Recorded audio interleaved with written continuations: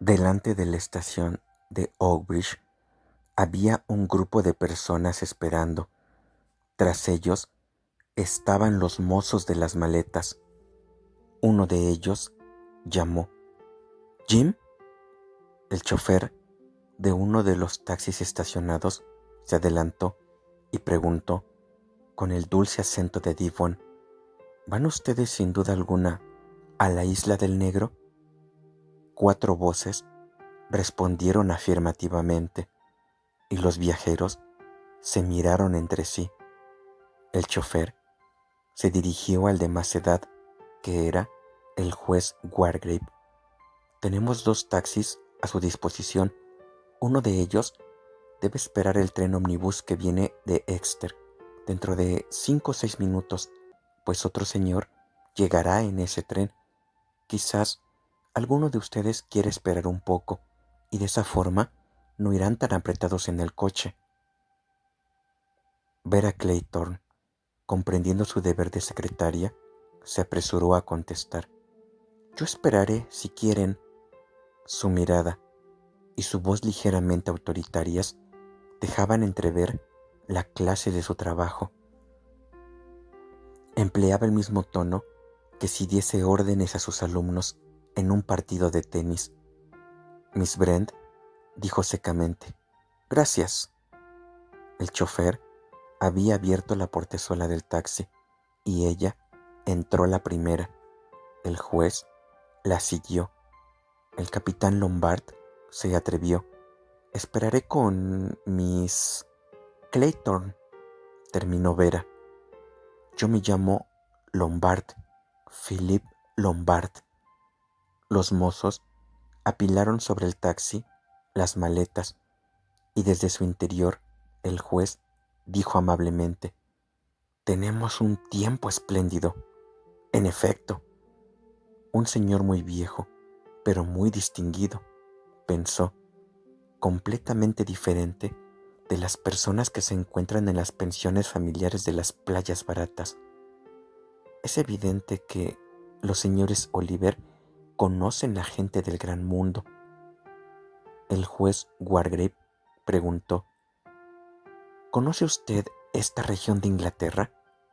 «Conozco Cornwalls y Torquay, pero es mi primera visita a esta región de Devon». El juez añadió: «No importa, tampoco yo conocía esta región». El taxi se alejó. El chofer del otro coche preguntó a los 2 viajeros que quedaban: «¿Quieren ustedes sentarse en el coche en tanto esperan?». Vera respondió con voz autoritaria: «De ninguna manera». Mr. Lombard sonrió y dijo: «Este sitio soleado me gusta mucho, a menos que usted prefiera entrar en la estación». «Ah, no, gracias. Se siente uno tan dichoso de no estar en esos vagones recalentados». Es cierto, viajar en tren con esta temperatura es lo más desagradable que hay. Vera añadió, por decir algo: «Esperemos que esto dure. Hablo del tiempo. El verano en Inglaterra reserva muchas sorpresas». Lombard hizo una pregunta desprovista de originalidad: «¿Conoce usted esta parte de Inglaterra?». «No, vengo por vez primera». Decidida a poner en claro su situación en casa de los Owen, añadió: «No he visto jamás a mi jefe». «¿Su jefe?». «Sí, soy la secretaria de Mistress Owen». «Ah, comprendo. Esto lo cambió todo». Vera se echó a reír. «¿Por qué? Yo no lo encuentro diferente». La secretaria particular de Mistress Owen se puso enferma y pidió a una agencia, telegráficamente, una sustituta, y me han enviado a mí. Y si el puesto no le conviene, una vez instalada en la casa». De nuevo, Vera se echó a reír. «Oh, esto es provisional, un empleo para las vacaciones. Yo tengo una situación estable en una escuela de niñas. El hecho es que yo ardo en deseos de ver esta Isla del Negro, tan célebre desde que los periódicos han hablado de ella. Es a tal punto fascinadora En verdad, no puedo decirle nada. No la conozco, respondió Lombard. Ah, sí, los Owen han debido entusiasmarse. ¿Cómo son? Dígame algo de ellos. Lombard reflexionó un instante. La situación se ponía difícil. Debía, sí o no, dar a entender que él no los conocía. Se decidió a cambiar de conversación. Oh, tiene una avispa en un brazo. No se mueva, por favor. Para convencerla, hizo el gesto de lanzarse a cazar a la avispa. Ya se fue. Gracias, muchas gracias. Las avispas abundan este verano. Es sin duda el calor. ¿Sabe usted a quién esperamos? No tengo la menor idea. Se oyó el ruido de un tren que se acercaba. Lombard dijo: «He aquí el tren que llega». Un hombre alto, de aspecto militar, apareció a la salida del andén. Sus cabellos grises estaban cortados casi al rape y su bigotito blanco muy bien cuidado. El mozo, ligeramente vacilante, bajó el peso de una sólida maleta de cuero, le indicó a Vera y a Lombard. Vera se adelantó. «Soy la secretaria de Mistress Owen. Tomaremos este coche. Le presento a Mr. Lombard». Con sus ojos azules, fatigados por la edad, el recién llegado juzgó al capitán Lombard. Se hubiera podido leer en ellos esta opinión: buen tipo, pero hay en él algo que desagrada. Los tres se instalaron en el taxi, que recorrió las calles solitarias del pueblecito de Oakbridge y enfiló la carretera de Plymouth. A los 2 kilómetros, el coche se metió por un laberinto de caminos vecinales, verdeantes, empinados y estrechos.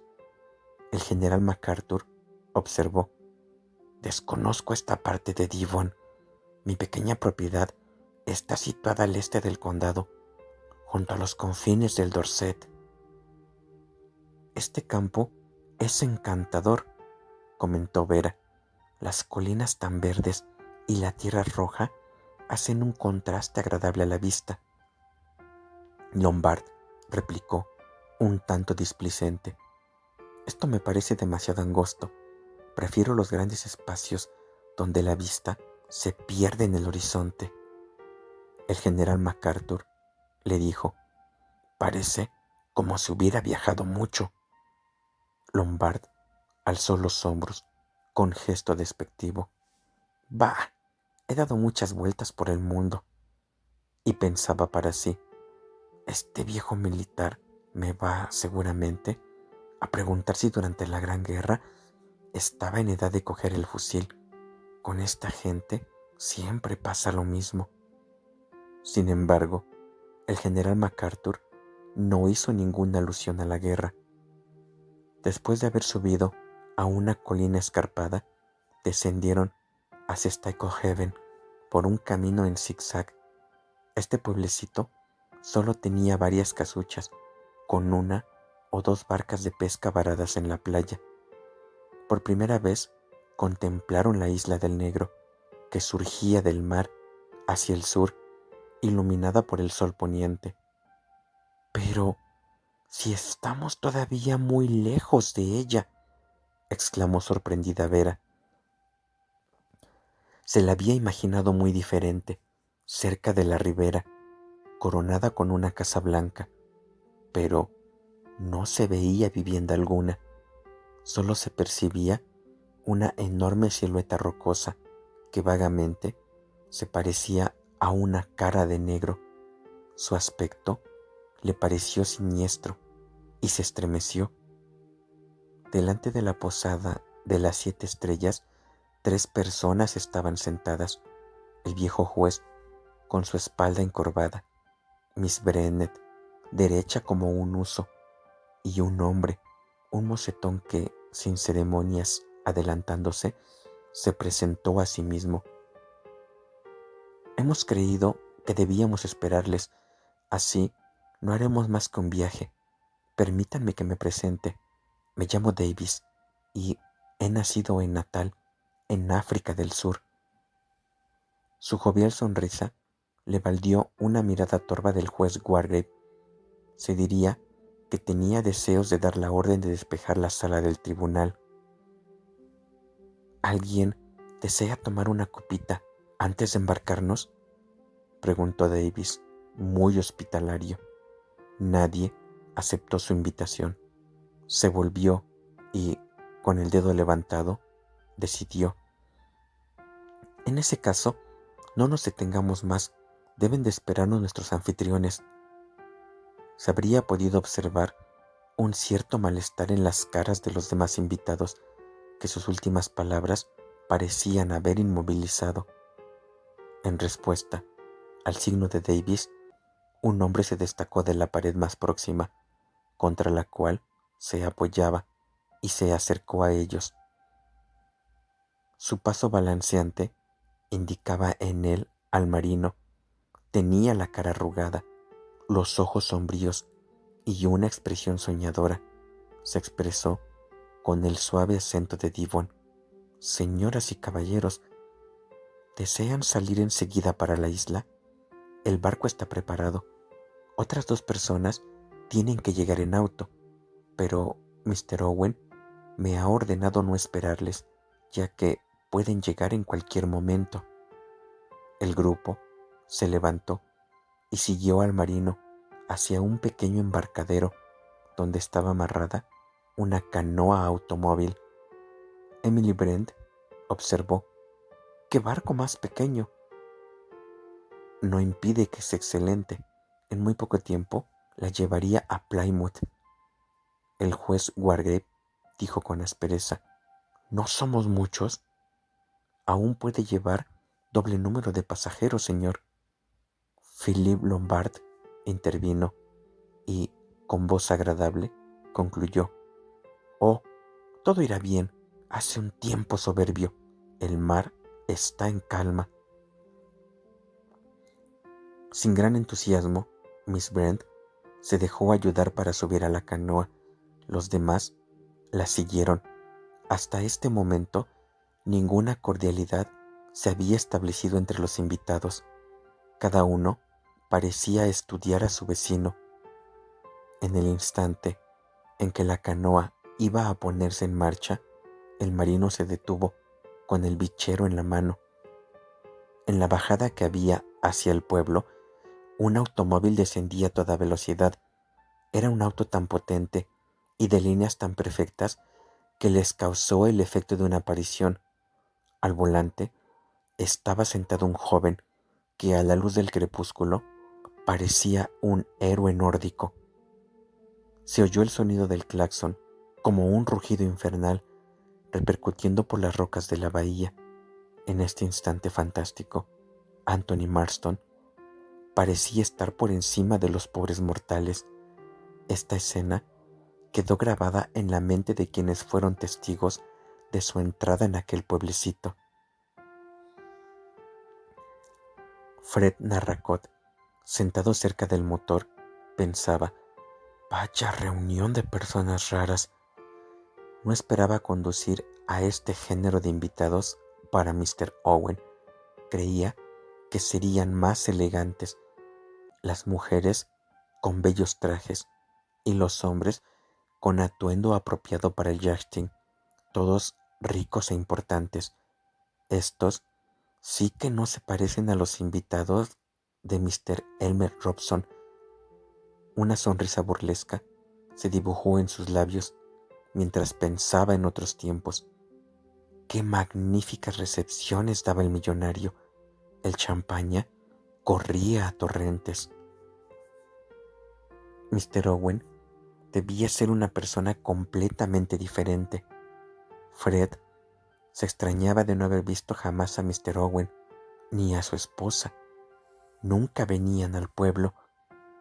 Todos los encargos eran hechos y pagados por Mr. Morris. Las instrucciones eran siempre claras y precisas, y el pago rápido. Claro que esto no dejaba de ser extraño. Los periódicos suponían en todo esto un misterio. Mr. Narracott abundaba en esta opinión. Pudiera ser que la isla perteneciera a Miss Gabrielle Thorne. Sin embargo, esta hipótesis se encontraba desechada al ver a los invitados. Ninguno de ellos parecía vivir en el ambiente de una estrella de cine. Fríamente los catalogaba en su interior. Una solterona con su agrio carácter. Él las conocía bien. Estaba dispuesto a apostar que era una arpía. Al viejo militar se le notaba enseguida la carrera. La joven era bonita, pero nada extraordinario, y desde luego nada de estrella de Hollywood. Un grueso señor que no tenía modales, un tendero retirado de sus negocios, y el otro, delgado, casi famélico, un tipo muy raro, probablemente trabajaría en el cine. En resumen, no veía en todo el grupo más que uno que le gustase, el último que llegó, el del coche. Jamás se vio cosa igual en este Coheven. Un coche tan estupendo debía costar mucho dinero. Parecía un niño rico. Si los demás se le asemejaran solo un poco. Reflexionando, todo esto le parecía extraño, muy extraño. La canoa dio la vuelta a la isla y se vio la casa. El lado sur de la isla era diferente del resto. Descendía en suave pendiente hacia el mar. La vivienda era baja y cuadrada, de estilo moderno. Estaba orientada hacia el mediodía y recibía la luz a torrentes. Una vivienda espléndida que respondía a todo cuanto se puede soñar. Philip Lombard observó secamente: debe de ser muy difícil llegar hasta aquí con mal tiempo. Cuando sopla el sudeste, es imposible acercarse. A menudo, las comunicaciones con la isla están cortadas durante una semana o más aún. Ver a Clayton, pensó, el aprovisionamiento debe de ser difícil. He aquí el inconveniente de una isla. Cualquier disgusto con los criados se convierte en verdadero problema. Un lado de la canoa chocó suavemente con las rocas. Fred saltó a tierra. Él y Lombard ayudaron a los demás a desembarcar. Narracott amarró la canoa a una argolla empotrada en la piedra y después dirigió al grupo hacia una escalera tallada en las rocas. El general MacArthur exclamó: «Esto es espléndido». Sin embargo, en su fuero interno no se encontraba a gusto. «Estrafalario lugar para vivir», pensó. Al final de los peldaños se encontraron sobre una terraza.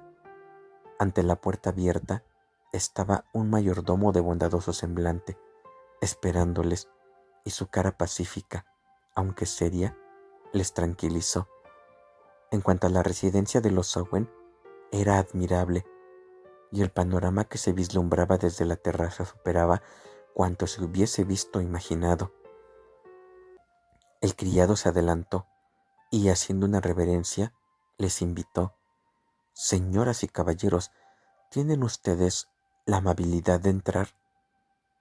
En el inmenso vestíbulo había refrescos preparados para los invitados. A la vista de las hileras de botellas, Anthony Marston recobró su buen humor. Esta mezcolanza de gente no era de su gusto, pero ¿qué idea tan tonta tuvo ese idiota de Batcher de hacerle venir a esta isla? Sin embargo, las bebidas eran buenas y no faltaba el hielo. Mr. Owen, a causa de un fastidioso retraso, no podía venir hasta mañana. El mayordomo se ponía por entero a disposición de los invitados. ¿Deseaban subir a sus habitaciones? La cena estaría servida a las 8. Vera siguió a la señora Rogers hacia el otro piso. La criada abrió una puerta al final del pasillo y la joven entró en un dormitorio espléndido con un gran ventanal que daba al mar y otro hacia el interior. No pudo por menos ver a Clayton que lanzar una exclamación de asombro. «Espero que no le falte nada, Miss», le decía la señora Rogers. Vera miró a su alrededor, sus maletas deshechas ya y puesto todo en su sitio. En una esquina de la habitación había una puerta que Vera supuso sería el cuarto de baño. «Si desea algo más, Miss, no tiene más que tocar el timbre». «No tengo necesidad de nada, gracias». Vera examinó a la mujer. Estaba tan pálida que parecía un fantasma, de tipo muy correcto, con los cabellos echados hacia atrás y su traje negro, pero sus ojos no dejaban de mirar en todas direcciones. «Parece que tenga miedo de su sombra», se dijo Vera. Y era cierto, la señora Rogers parecía presa de un pavor mortal. La joven sintió un ligero estremecimiento. ¿De qué podía tener miedo esta mujer? Amablemente dijo: «Soy la nueva secretaria de la señora Owen. Seguramente ya lo saben ustedes». La señora Rogers respondió: «No sé nada, Miss. Solo ha mandado una lista de las personas que venían y la habitación que tenía que dar a cada uno». «¿Mistress Owen no le ha hablado de mí?», preguntó Vera. Los ojos de la señora Rogers parpadearon. «No he visto todavía a Mistress Owen. Hace solo 2 días que estamos aquí». «¡Qué gente más fantástica estos Owen!», pensó Vera, y añadió en voz alta: «¿El personal doméstico es numeroso?». «No, somos más que mi marido y yo». Vera frunció las cejas. 8 invitados, 10 personas en la casa en total, comprendidos Mr. y Mistress Owen, y solo un matrimonio para servir a toda esta gente. La señora Rogers añadió: «Soy una buena cocinera y Rogers se basta para hacer el trabajo de la casa. Naturalmente, no esperábamos tantos invitados». «¿Cómo se las arreglará usted para salir adelante?». «Tranquilícese, Miss, ya me arreglaré. Si más tarde Mr. Owen organiza otras recepciones, sin duda tomará más personal para ayudarnos». «Así lo espero», contestó Vera. La señora Rogers se alejó sin ruido, como si fuera una sombra. Vera se dirigió hacia la ventana y se sentó en una banqueta. Estaba inquieta. Todo le parecía muy raro en esta casa: la ausencia de los dueños, la espectral criada y los invitados. Estos sí que eran muy raros y extraños. Vera pensó: «En verdad, me hubiese gustado ver a Mistress Owen y poder formar mi opinión». Se levantó y se paseó por la habitación, vivamente agitada. Un dormitorio con decorado ultramoderno, las paredes pintadas de un color claro, y el espejo estaba contorneado de luces. Sobre la chimenea solo había un bloque de mármol blanco, queriendo imitar un oso, muestra de la escultura moderna, y en el cual estaba encajado un reloj de péndulo. Encima, un cuadro de metal cromado con una hoja cuadrada de pergamino, una canción de cuna. De pie, delante de la chimenea, Vera leyó las ingenuas estrofas aprendidas en su niñez. 10 negritos se fueron a cenar. Uno de ellos se asfixió y quedaron 9. 9 negritos trasnocharon mucho. Uno de ellos no se pudo despertar y quedaron 8. 8 negritos viajaron por el Devon. Uno de ellos se escapó y quedaron 7. 7 negritos cortaron leña con un hacha. Uno se cortó en dos y quedaron 6. 6 de ellos jugaron con una avispa. A uno de ellos le picó y quedaron 5. 5 negritos estudiaron derecho. Uno de ellos se doctoró y quedaron 4. 4 negritos fueron a nadar. Uno de ellos se ahogó y quedaron 3. 3 negritos se pasearon por el zoológico. Un oso les atacó y quedaron 2. 2 negritos se sentaron a tomar el sol. Uno de ellos se quemó y quedó nada más que uno. Un negrito se encontraba solo y se ahorcó y no quedó ninguno. Vera no pudo por menos que sonreírse. ¿No estaba en la isla del negro? Se asomó a la ventana para contemplar el mar. Cuán grande era el océano.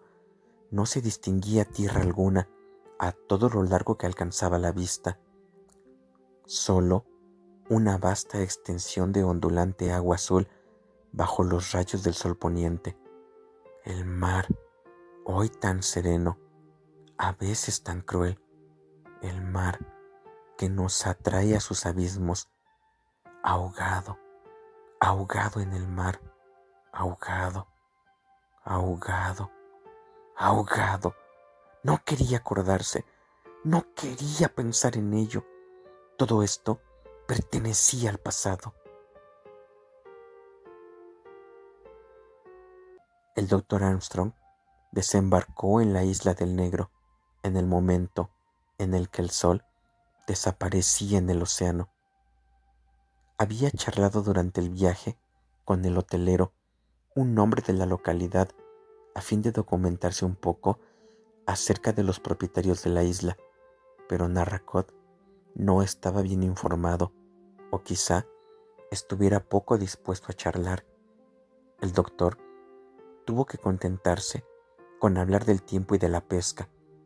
El largo recorrido que hizo en auto lo había cansado y los ojos le hacían daño, pues todo el tiempo tuvo el sol de cara. El mar y la calma le reponían de su lasitud. Le hubiese gustado tomarse unas largas vacaciones, pero no podía ofrecerse ese lujo.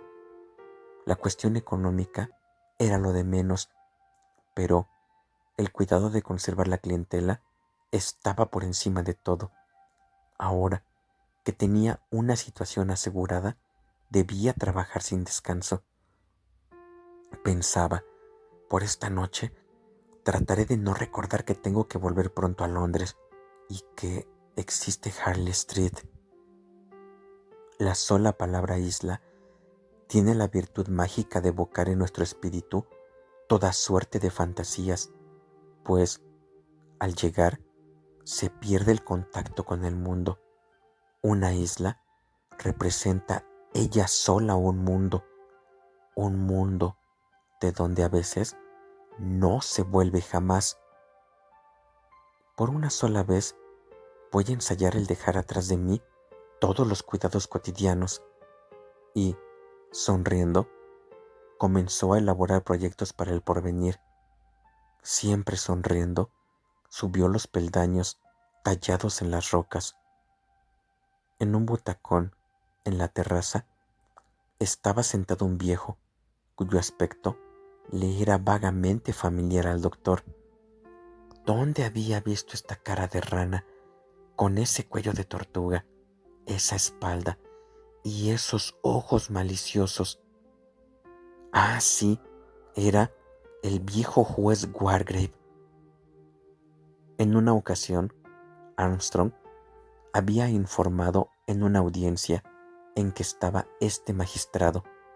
El viejo siempre parecía estar dormido, pero era listo como un zorro. Ejercía una gran influencia sobre el jurado, presentando los hechos a su gusto. Había conseguido de esa forma increíbles veredictos. En suma, era un juez feroz que enviaba a la horca al acusado con la mayor facilidad. Vaya sitio más absurdo para encontrarle en esta isla aislada del mundo. El juez Wargrave se decía: ¿Armstrong? Me parece haberle visto informar como testigo. Una persona estimable, pero muy prudente. Todos los médicos son unos asnos y los de Harley Street son los peores. Recordaba la reciente entrevista que había tenido con uno de ellos en esa misma calle. Refunfuñó en voz alta: las bebidas están en el vestíbulo. Voy a saludar a los dueños de la casa, indicó el doctor. Wargrave cerró los ojos, lo que acentuó aún más su semejanza a un reptil. Imposible, profirió. ¿Por qué? Respondió Armstrong. No está ninguno de los dos. La situación es de lo más rara y no comprendo ni jota. El doctor le miró largamente y cuando creía al juez soñoliento, éste le preguntó: ¿conoce usted a Constance Colmington? No lo creo. No tiene importancia. Es una persona necia. Tiene una escritura ilegible. Me pregunto si no me habré equivocado de dirección. El doctor, inclinando la cabeza en un saludo, siguió hacia la casa. Wargrave pensó un momento en la alocada Constance Colmington. Se parecía en eso a todas las hijas de Eva. Su imaginación recayó entonces sobre las dos mujeres llegadas a la isla al mismo tiempo que él, la vieja, pintada de labios, y la joven. Esta no le satisfacía sino a medias. Ah, pero ellas eran tres, contando a la señora Rogers. Curiosa mujer, siempre atormentada por el miedo, según parecía. Esta pareja de criados era aceptable y daban la impresión de conocer bien su cometido. En este momento preciso, Rogers apareció en la terraza y el juez preguntó: ¿sabe usted si se espera hoy aquí a Lady Constance Colmington? Rogers contestó: no, señor, no sé nada. El juez enarcó las cejas y pensó: aquí hay algo raro. Anthony Marston tomaba su baño con voluptuosidad. Sus miembros, anquilosados por el largo viaje en auto, se normalizaban. Muy pocas ideas le atormentaban. Era un ser lleno de acción y de sensaciones. Pensaba: lo tomaremos con calma. Y volvió a no pensar en nada. El agua caliente, su cuerpo fatigado, se afeitaría, tomaría un aperitivo, comería y después Mr. Blob se hacía el nudo de la corbata. Este ejercicio no le gustaba. Tenía buena presencia. Podía pasar. Nadie le había demostrado simpatía. Rara manera que tenían los demás de mirarse de reojo, como si supieran. Él tenía que estar a la altura de las circunstancias. A toda costa tenía que llevar a cabo la tarea que le habían encomendado.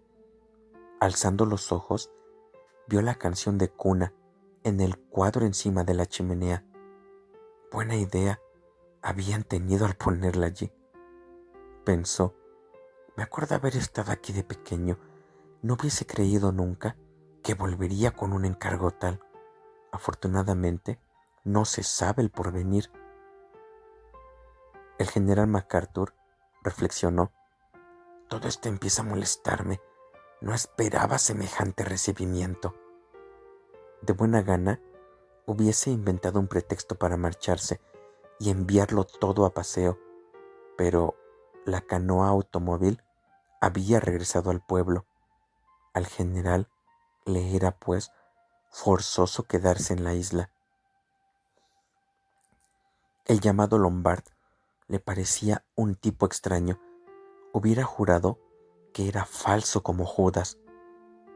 Al primer golpe de Batintín, Philippe Lombard salió de su habitación con pasos silenciosos y ágiles como los de una pantera. Bajó la escalera. Tenía algo de felino. Su traza evocaba una bestia feroz, pero simpática. Se sonreía para sí. ¿Una semana? Sí, aprovecharía esta semana.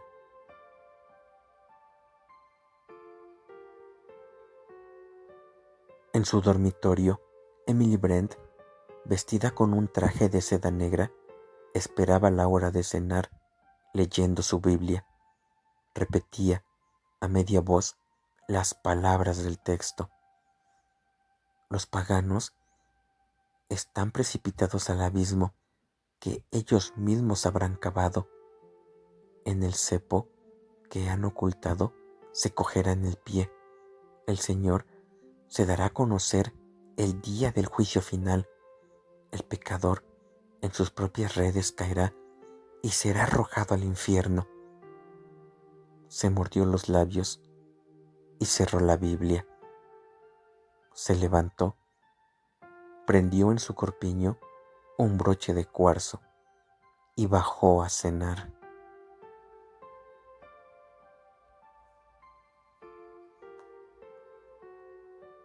Capítulo 2.